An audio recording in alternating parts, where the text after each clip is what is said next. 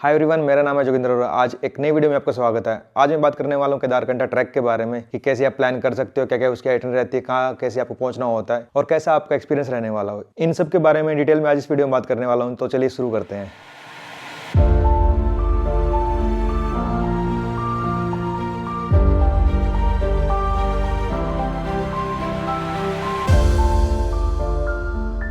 सबसे पहले बात करता हूँ मैं केदारकंठा ट्रैक के बारे में। ये ट्रैक पड़ता है उत्तराखंड के उत्तरकाशी डिस्ट्रिक्ट में और फेमस है विंटर में अपने स्नो कवर्ड माउंटेन और 360 व्यू के लिए।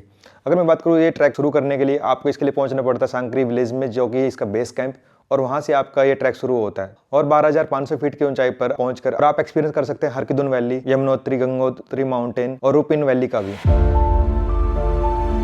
अगर मैं इस ट्रैक की आइटनरी के बारे में बात करूं तो ये ट्रैक पड़ेगा आपको 5 से 6 दिन का, जो कि आप शुरू करते हो देहरादून से और एंड करते हो देहरादून पर।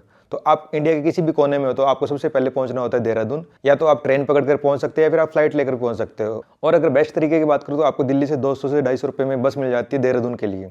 अब मेनली हर ट्रैवल एजेंसी के अकॉर्डिंग आपका ट्रैक शुरू होता है देहरादून से और ये 5 दिन का काउंट होता है, जहां पहले दिन ट्रैवल करते हो 10 घंटे के लिए 220 किलोमीटर और पहुंचते हो सांकरी अपने बेस कैंप में। रात वहां बिताने के बाद आप प्लान करते हो अगले दिन सुबह अपने ट्रैक के लिए। आपको जो जो रिक्वायरमेंट है गेयर्स की, गैजेट्स की, जो भी आपकी रिक्वायरमेंट रहती है आपको सब अपने बेस कैंप से मिल जाती है। और सांकरी गांव अपने आप में बहुत बड़ा हब है इस ट्रैक के लिए। यहाँ से वैसे आपको बहुत सारे अदर ट्रैक भी मिल जाते हैं। यहाँ से आप शूज, ट्रैक पोल, टॉर्च, सब कुछ जो आपकी रिक्वायरमेंट रहती है वो आप यहाँ से बोरो कर सकते हो। अब आप डे 2 पर शुरू करते हो सांकरी से जुड़ा तालाब का सफर, जो कि रहता है ऑलमोस्ट 4 से 5 घंटे का। अब जहाँ सांकरी पड़ता है आपको सी लेवल से 6,500 फीट की हाइट पर, वहां आपको जुड़ा तालाब पड़ेगा 9,100 फीट की हाइट पर। तो आपको ये एलिवेशन गेन करना पड़ेगा और 4 से 5 घंटे में आप पहुंच जाते हैं जुड़ा तालाब। जुड़ा तालाब आपका ट्रैक का फर्स्ट बेस कैंप रहने वाला है। उसके बाद डे 2 पर आप जुड़ा तालाब पहुंचकर अपना रात बिताते हो और अगली सुबह निकलते फिर केदारकंठा बेस कैंप के लिए, जो कि पड़ता है ऑलमोस्ट 2 किलोमीटर और जिसका टाइम लगता है आपको 2 से 3 घंटे। डे 3 पर आप पहुंचते हो केदारकंठा बेस कैंप, जहां आप अपना डे स्पेंड करते हो, अच्छा एंजॉय करते हो वहाँ के व्यूज का।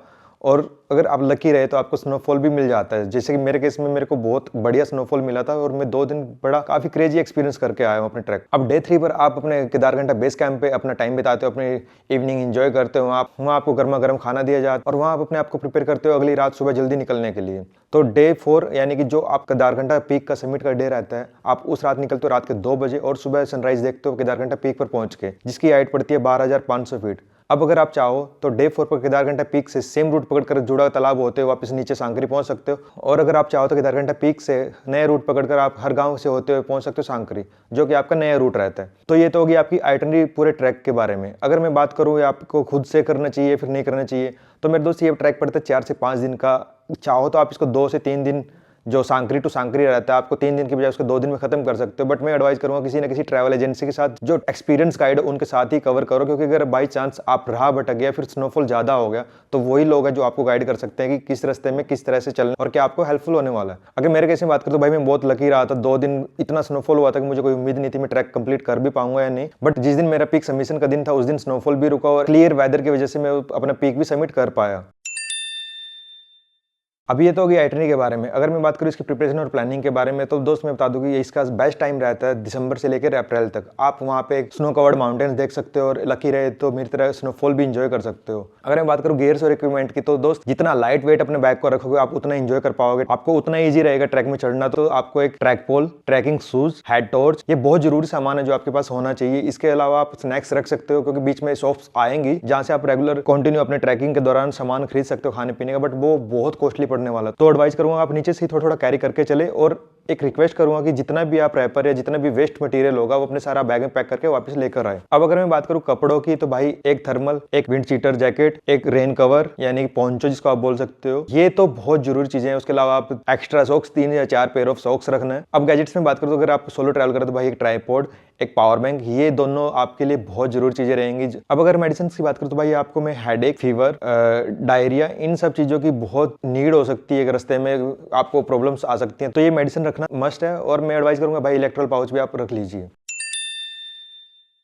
अब अगर मैं फूड और अकोमोडेशन की बात करूँ तो दोस्त सांकरी में आपको अपना होम स्टे मिलेगा, बहुत प्यारा गर्मा गर्म खाना मिलेगा, घर का बना हुआ खाना मिलता है यहाँ पे लोकल्स के, जहाँ भी आप रुकते हो, जो भी ट्रैवल एजेंसी के साथ आप ट्रैवल करते हो और बाकी जुड़ा तालाब, केदारकंठा बेस कैंप और हर गांव में आपके कैंप साइट होते हैं जहां आपको गर्मा गर्म ऑन स्पॉट खाना बना के दिया जाएगा। बट ये काफी सादा खाना रहता है, तो आप उम्मीद मत रखिए कि आपको हाई प्रोफाइल कुछ अच्छा शहरी लेवल का खाना दिया जाएगा। और डिपेंड करता है आपकी ट्रैवल एजेंसी पे आपको क्या प्रोवाइड कर रहे हैं। मेरे केस में मेरे को भाई हर रोज कुछ ना कुछ स्वीट्स में दिया जाता था और मेरे को केदारकंठा बेस कैंप पे तो भाई गुलाब जामुन भी मिले थे। तो वो काफी मेरे लिए इंजॉयमेंट था कि मैं भाई इतने स्नोफॉल में और ऐसे हाइट पे मैं गुलाब जामुन इंजॉय कर रहा था। और अकोमोडेशन की बात करूँ तो यार आप सांकरी में रुकते हो अपने होम स्टे में, और जोड़ा तालाब और केदारकंठा बेस कैंप पे रुकते हो आप टेंट या फिर कैंप्स में।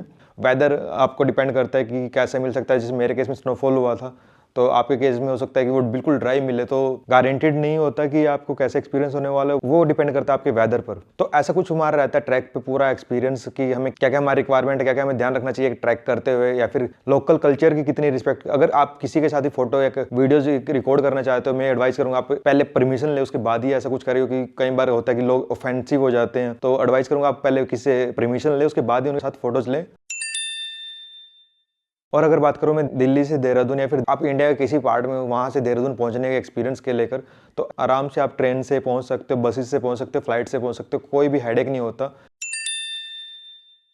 तो आज की इस वीडियो में मैंने आपसे शेयर किया केदारकंठा की आइटनरी, वहाँ के फूड, वहाँ की प्रिपरेशन, क्या सब आपका जूड़ तक क्या सब रहने वाला है। तो अगर आपको वीडियो से थोड़ी सी भी हेल्प मिली तो वीडियो को लाइक और सब्सक्राइब करना मत भूलना। मिलते हैं आपको अगली वीडियो में, तब तक के लिए bye bye, good night, take care.